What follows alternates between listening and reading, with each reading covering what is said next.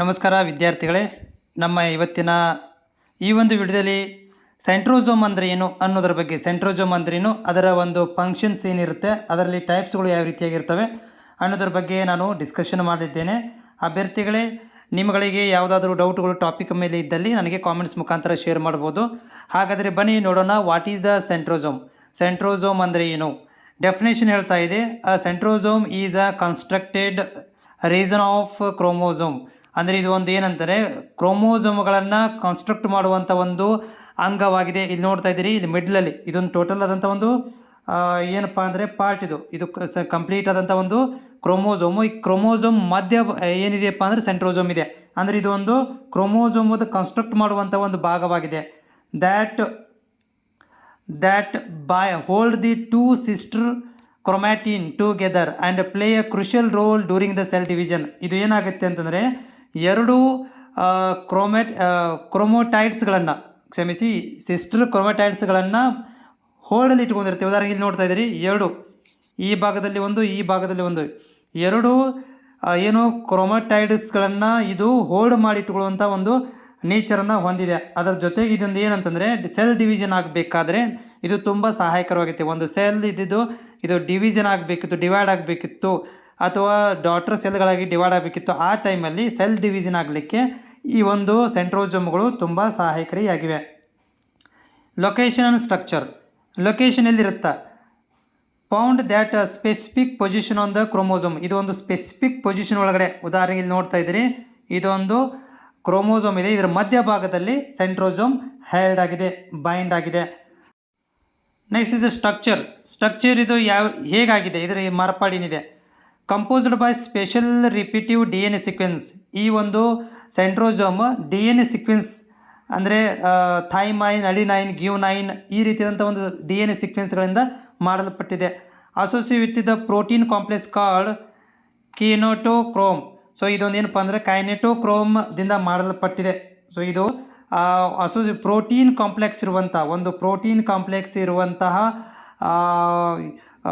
ದಿಂದ ಮಾರ್ಪಾಡಾಗಿದೆ. ಇದಕ್ಕೆ ನಾವು ಕೈನೆಟೋಕ್ರೋಮ್ ಅಂತ ಕರಿತೀವಿ. ಇದು ಮಧ್ಯಭಾಗದಲ್ಲಿ ಇರುವಂಥದ್ದು. ಅದರ ಜೊತೆಗೆ ಇದರ ಸುತ್ತಮುತ್ತಲು ಈ ಒಂದು kinetochore helps to attach the spindle fibres. So ಇದು ಈ ಸೆಂಟ್ರದಲ್ಲಿ ಒಂದು ಪಾಯಿಂಟ್ ಥರ ಕೆಲಸ ಮಾಡೋದ್ರ ಜೊತೆಗೆ ಇದರ ಸುತ್ತಲೂ ಏನಿದಾವಪ್ಪ ಅಂದರೆ ಒಂದಷ್ಟು ಫೈಬರ್ಸ್ಗಳಿದಾವೆ. ಸ್ಪ್ಯಾಂಡಲ್ ಫೈಬರ್ಸ್ ಅಂದರೆ ಒಂದಷ್ಟು ಜಾಲ ರೂಪದಲ್ಲಿರುವಂಥ ಒಂದು ಫೈಬರ್ಸ್ಗಳನ್ನು ಇದು ಹೊಂದಿದೆ. ಅದಕ್ಕೆ ನಾವು ಇದು ಕೆನೆಟೋಕ್ರೋಮ್ ಅಂತ ಕರಿತೀವಿ. ಇದು ಕಂಪ್ಲೀಟ್ ನೋಡಲಿಕ್ಕೆ ಈ ಒಂದು ಸೆಂಟ್ರದಲ್ಲಿರುವಂಥ ಏನು ಒಂದು ಸೆಂಟ್ರೋಸೋಮ್ ಇದೆ, ಇದು ಪ್ರೋಟೀನ್ ಕಾಂಪ್ಲೆಕ್ಸ್ದಿಂದ ಮಾರ್ಪಾಡಾಗಿದೆ, ಜೊತೆಗೆ DNA ಸೀಕ್ವೆನ್ಸ್ಗಳನ್ನು ಹೊಂದಿದೆ. ಅದರ ಜೊತೆಗೆ ಇನ್ನೊಂದೆಂದರೆ ಸ್ಪಿಂಡಲ್ ಫೈಬರ್ಸನ್ನು ಕೂಡ ಇದು ಅಟ್ಯಾಚ್ಮೆಂಟ್ ಇದಕ್ಕೆ ಜೊತೆಗೆ ಇದೆ. ನೆಕ್ಸ್ಟ್ ಇಲ್ಲಿ ಫಂಕ್ಷನ್ಸ್ ಏನಿದೆ, ವಾಟ್ ಈಸ್ ಅ ರೋಲ್, ಅದರದ್ದು ಒಂದು ಫಂಕ್ಷನ್ ಇದೆ ಸೆಂಟ್ರೋಸೋಮದ್ದು. ಒಂದೇದು ಏನಪ್ಪ ಅಂದರೆ, ಇದು ಸಿಸ್ಟರ್ ಕ್ರೋಮೋಟೈಡ್ಸ್ಗಳನ್ನು ಟೈಟಾಗಿ ಹಿಡಿದುಕೊಳ್ಳೋಕ್ಕೆ ಸಹಾಯ ಮಾಡುತ್ತೆ ಇದರಲ್ಲಿ ಕ್ರೋಮೋಸೋಮ್ ಒಳಗಡೆ. ಆಮೇಲೆ ensure the proper alignment of the chromosome that metaphase plates. ಅದ್ರ ಜೊತೆಗೆ ಏನಂದರೆ, ಈ ಸೆಲ್ ಒಳಗಡೆ ಏನೊಂದು ಅಲಿಗ್ಮೆಂಟ್ಸ್ಗಳಿದಾವೆ, ಅದ್ರ ಜೊತೆಗೆ ಇದು ಟೈಟಾಗಿ ಪ್ರಾಪರಾಗಿ ಒಂದು ಸೆಟ್ಲ್ ಆಗಲಿಕ್ಕೆ ಮೆಟಾ ಫೇಸ್ ಪ್ಲೇಟ್ ಒಳಗಡೆ ಇದೊಂದು ಅಲಿಗ್ಮೆಂಟಾಗಿ ಕೂಡ ಕೆಲಸ ಮಾಡುತ್ತೆ. ಪ್ರಾಪರ್ ಆದಂಥ ಒಂದು ಅಲಿಗ್ಮೆಂಟ್ ಆಗಲಿಕ್ಕೆ, ಅಂದರೆ ಡಿವೈಡ್ ಆಗಬೇಕಾದ್ರೆ ಏನೋ ಒಂದು ಸ್ಟೇಜ್ ಇದೆ, ಆ ಟೈಮಲ್ಲಿ ಇದು ತುಂಬ ಒಂದು ಸಹಕಾರಿಯಾಗಿದೆ. ಅದರ ಜೊತೆಗೆ enable the accurate segregation of chromosome during the mitosis and meiosis ಸ್ಟೇಜಲ್ಲಿ.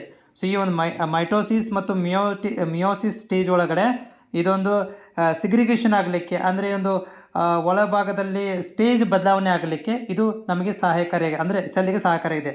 And prevent the loss of or duplication of chromosomes. ಇದೇನು ಮಾಡ್ತದೆ ಅಂದ್ರೆ, ಡುಪ್ಲಿಕೇಟ್ ಆಗುವಂಥ ಅಂದರೆ ಸೇಮ್ ಕ್ರೋಮೋಸೋಮ್ಗಳು ಅಥವಾ ಕ್ರೋಮೋಸೋಮ್ ಲಾಸ್ ಆಗೋದನ್ನು ಇದು ತಡೀತದೆ. ಅದರ ಜೊತೆಗೆ ಡುಪ್ಲಿಕೇಶನ್ ಆಫ್ ಕ್ರೋಮೋಸೋಮ್, ಸೇಮ್ ಥರದಂಥ ಕ್ರೋಮೋಸೋಮ್ ಆಗೋದನ್ನು ಕೂಡ ಇದು ತಡೆಯುತ್ತೆ. ನೆಕ್ಸ್ಟ್ ಇಲ್ಲಿ ಟೈಪ್ಸ್ ಆಫ್ ಸೆಂಟ್ರೋಸೋಮ್ಸ್. ಇಲ್ಲಿ 4 ಟೈಪ್ಸ್ ಇದಾವೆ. ಒಂದು ಮೆಟಾಸೆಂಟ್ರಿಕ್, ಆಮೇಲೆ ಸಬ್ ಮೆಟಾಸೆಂಟ್ರಿಕ್, ಆಮೇಲೆ ಆಕ್ರೋಸೆಂಟ್ರಿಕ್ ಮತ್ತು ಟೇಲೋಸೆಂಟ್ರಿಕ್ ಅಂತ 4 ಟೈಪ್ಸ್ಗಳಿದಾವೆ ಇಲ್ಲಿ. ಈ ಮೆಟಾಸೆಂಟ್ರಿಕ್ ಒಳಗಡೆ ಏನಾಗುತ್ತೆ ಅಂದರೆ, ಸೆಂಟ್ರೋಸೋಮಿಂದ ಮಿಡಲ್ ಭಾಗದಲ್ಲಿ ಸೆಂಟ್ರೋಸೋಮ್ ಇರುತ್ತೆ. ಮತ್ತು ಸಬ್ ಸೆಂಟ್ರಿಕ್ ಒಳಗಡೆ slightly away from the centre. ಇಲ್ಲಿ ನೋಡ್ತಾ ಇದ್ದೀರಿ, ಸ್ವಲ್ಪ ಸೈಡ್ದಿಂದ ಸೈಡ್ದಿಂದ ಕಾಣಿಸುತ್ತೆ. ಆಮೇಲೆ ಆಕ್ರೋಸೆಂಟ್ರಿಕ್ ಒಳಗಡೆ ನಿಯರ್ ಒನ್ ಭಾಗದಲ್ಲಿ ಮಾತ್ರ ಸೈಡಾಗಿ ಸಪ್ರೇಟ್ ಆಗಿಬಿಟ್ಟಿದೆ, ಒಂದು ಸೈಡಲ್ಲಿ ಬಂದಿರೋ ಥರ ಕಾಣಿಸ್ತಾ ಇದೆ. ಓಕೆ, ಆಮೇಲೆ ಟೆಲೋಸೆಂಟ್ರಿಕ್ ಒಳಗಡೆ ಕಂಪ್ಲೀಟಾಗಿ ಸೈಡಲ್ಲಿ ಬಂದುಬಿಟ್ಟಿದೆ. ಈ ಥರ 4 ಭಾಗಗಳನ್ನು ಇಲ್ಲಿ ನಾವು ಡಿವೈಡ್ ಮಾಡಿದ್ದೀವಿ. ನೆಕ್ಸ್ಟ್ ಇಲ್ಲಿ ಇಂಪಾರ್ಟೆನ್ಸ್ ಏನು, ಇನ್ ದ ಸೆಲ್ ಡಿವಿಷನ್ ಒಳಗಡೆ ಇದರದ್ದು ಏನು ರೋಲ್ ಇದೆ. ಇದು spindle fibres cannot be attached. Okay, without ಇದು ಸೆಲ್ ಡಿವಿಷನ್ ಒಳಗಡೆ ಇಂಪಾರ್ಟೆನ್ಸ್ ಏನಿದೆ ಅಂತಂದರೆ ಇದ್ರು without functions of centrosome, in case of centrosome ಇಲ್ಲದೆ ಆಗಿದ್ದರೆ spindle fibre cannot be attached, spindle ಫೈಬರ್ಗಳು ಇಲ್ಲಿ ಅಟ್ಯಾಚ್ ಆಗ್ತಿರಲಿಲ್ಲ.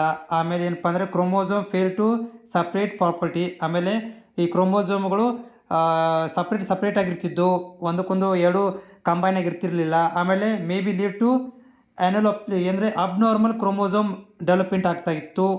ಓಕೆ, ಇದಕ್ಕೂ ಏನಂತ ಕರಿತೀವಪ್ಪ ಅಂತಂದರೆ ಅನ್ಎಪ್ಲಾಯಿಡಿಟಿ ಅಂತ ಕರಿತೀವಿ. ಈ ರೀತಿ ಇನ್ ಕೇಸ್ ಆಫ್ ಸೆಲ್ ಡಿವಿಷನ್ದಲ್ಲಿ ನಮ್ಮ ಸೆಂಟ್ರೋಸೋಮ್ ಇರಲಿಲ್ಲಪ್ಪ ಅಂದರೆ ಕ್ರೋಮೋಸೋಮ್ ಸರಿಯಾಗಿ ಡೆವಲಪ್ಮೆಂಟೇ ಆಗ್ತಿರಲಿಲ್ಲ. ಇದು ಏನಂದರೆ ಅಬೌಟ್ ಸೆಂಟ್ರೋಸೋಮ್.